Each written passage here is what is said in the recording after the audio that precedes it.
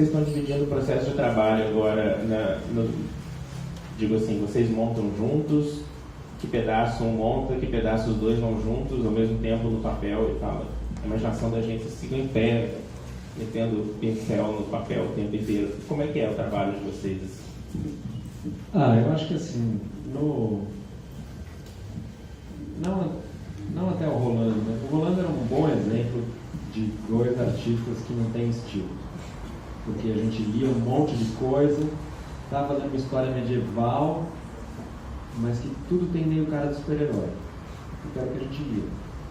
Então era tudo meio redondinho, fofo e todos fortinhos. Não tinha aquela cara de Game of Thrones, por exemplo. Hoje em dia o Rolando teria outra cara. E era uma mistura, assim como todo estilo é, uma mistura de coisas que você gosta, das suas influências. Só que na época era muito ainda intuitivo, as influências eram parecidas. Então, no Rolando, que cada um de nós desenhou um capítulo, né? Ele fez o primeiro, fez o segundo, ele fez o terceiro, fez o quarto. Ainda era um pouco parecido. E assim como acontece no Casanova, se vocês forem olhar o Casanova, que eu desenho primeiro, eu desenho segundo também, e vice-versa, assim, a cor dá uma uniformidade. Então, quando você faz um trabalho colorido, e é uma pessoa só que faz a cor, a mesma pessoa que faz a cor, ele pode dar uma uniformidade em tudo. Então, eu acho que no Casanova é bem explícito isso, porque se você olha as páginas preto e branco, as minhas são bem diferentes das do Fábio. Mas tudo colorido, parece tudo igual, parece a mesma coisa, assim.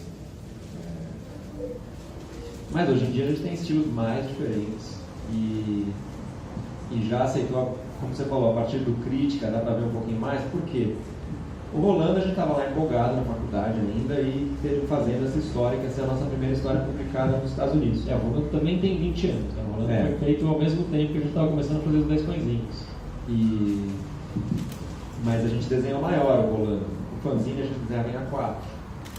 Em A4. E aí, então ele tem um pouco mais de capricho. Mas no fanzine todo, isso inclui a história do Girassol e a Lua, inclui o Meu Coração Não Sei Porquê. A gente desenhava em A4 e a gente tinha uma mentalidade para o desenho que era o desenho só para constar. Não precisa contar a história, o importante é a história. A gente precisa fazer um fanzine e lançar toda semana. Eu não posso querer ficar enchendo de detalhe, fazer um desenho super magnífico e enorme. Não, eu vou fazer em A4, vou fazer rápido, vai contar a história, porque depois que você lê 5 páginas de uma história, você não está mais prestando atenção no desenho. Então, as primeiras histórias que a gente fez, o desenho era mais rápido, era mais simples, era pensado para isso, para a gente conseguir fazer um fanzine. A partir do Crítica, que na verdade é a partir daquela história que a gente fez no Front, 2001, 2002, a gente começou a desenhar maior porque a gente queria melhorar como desenhista, queria fazer páginas legais, bonitas, para ver se a gente conseguia trabalho como desenhista nos Estados Unidos. Só mostrando as páginas rápidas do desenho só para constar do fanzine, a gente nunca ia conseguir fazer isso. Então, a gente começou a desenhar maior, caprichar mais, e nessa hora eu já fazia arte final com caneta, fazia arte final com pincel. A gente foi melhorando nosso estilo e isso segue até hoje.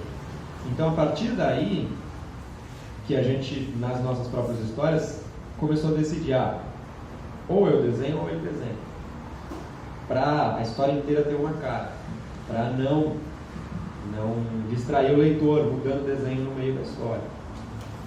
Então, a gente sempre escolhe quem que vai desenhar cada história e essa escolha pode ser: isso combina mais com você, você tem mais tempo agora, você fez o último trabalho grande, você vai fazer o próximo. Às vezes é isso, né? Então, o 4 desenhando 2 irmãos. Eu estava desenhando 2 irmãos. Eu desenhasse aí. Ele ia ter que fazer isso. Apesar disso, ele gosta mais de New Game. Além disso, ele é melhor desenhar mulher. Então, tudo conspirava para o Fábio desenhar essa história. Cósmico. Mas os 2 irmãos também a gente só pegou porque eu ia desenhar. Então, quando ofereceram 2 irmãos para a gente, convidaram para a gente fazer, a gente a princípio disse não. Eu não tinha lido o livro, o Fábio tinha. A gente sabia, ele sabia que era difícil, que era complexo, grande. E como o Fábio tinha feito o Day Tripper, eu ia fazer o próximo. Aí, só depois que eu li, sim, realmente era difícil, complexo, né? Mas é demais essa história que tem que fazer. E aí, a gente topou fazer. Então, a gente escolhe antes quem vai desenhar. Só que a gente trabalha no mesmo lugar, no mesmo estúdio, e um fica enchendo o saco do outro. A gente fala assim, se intrometa, assim, tipo, não ficou bom esse quadro. Inclusive porque a parte que a gente pode fazer junto é a do roteiro. Antes de começar, acho que não. Não, é a história, é a parte da história.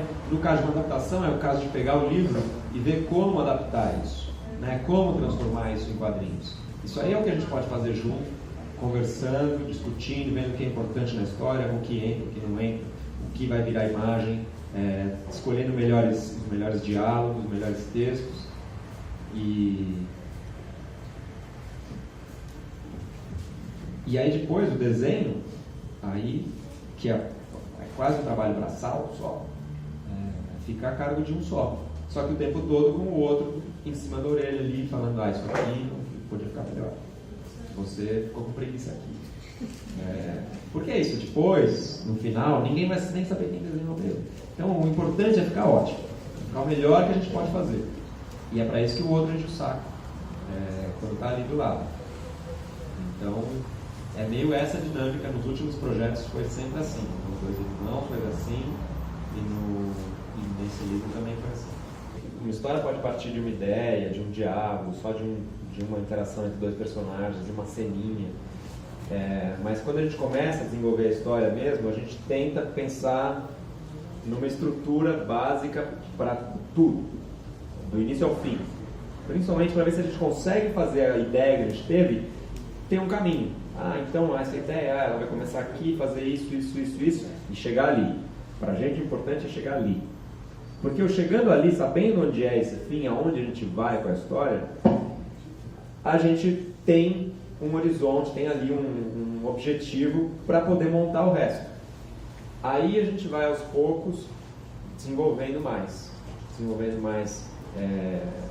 os personagens, mais a história, aprofundando mais, aumentando.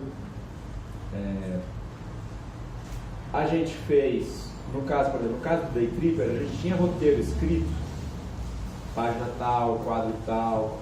Não tinha quadro, mas tinha página. Tinha páginas, algumas não tinham quadro, com descrição do que estava acontecendo e tudo, porque a gente tinha que mandar essa história para o editor e também tinha que mandar esse roteiro para o colorista e para o letrista. Então a gente precisava explicar o que estava acontecendo, o que a gente queria, que sentimento estava naquela cena, qual era o clima. Coisas que, quando a gente trabalha sozinho, a gente não precisa. Então, nesse livro, por exemplo, ou no Dois Irmãos, mesmo sendo adaptações, a gente fez o roteiro em forma de layout, de rascunho da página, já com a diagramação básica e as falas. Então a gente pode fazer isso. Pensar na hora de desenvolver o roteiro, em vez de escrever tudo, já dá para pensar visualmente. Porque história em quadrinho é uma linguagem que ocupa um espaço. O espaço determina tudo. O espaço que o texto ocupa, o espaço que a imagem ocupa, o espaço que tanto de páginas que você tem na sua história vai determinar o tanto de tempo que demora para desenhar aquelas páginas todas. É diferente de escrever um romance que você vai escrevendo.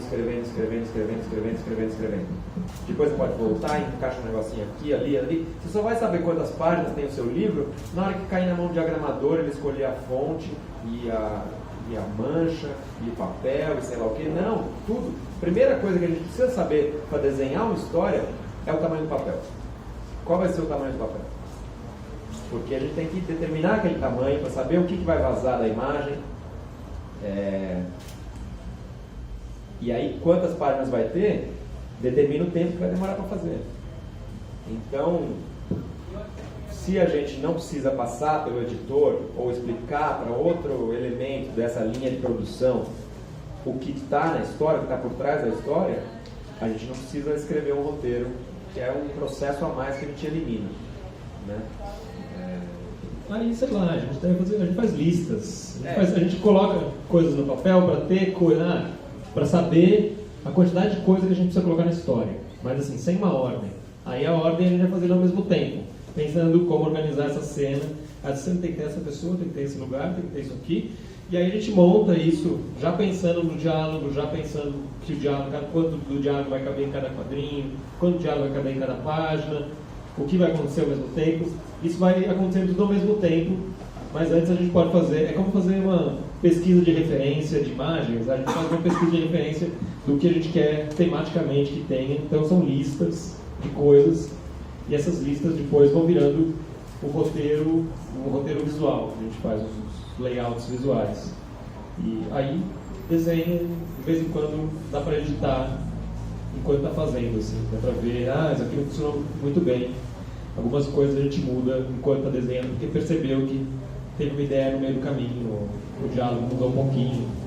Mas, geralmente, quando a gente já está desenhando, a gente já bateu o martelo no jeito que vai ser aquela página, aquele capítulo. E aí é só fazer.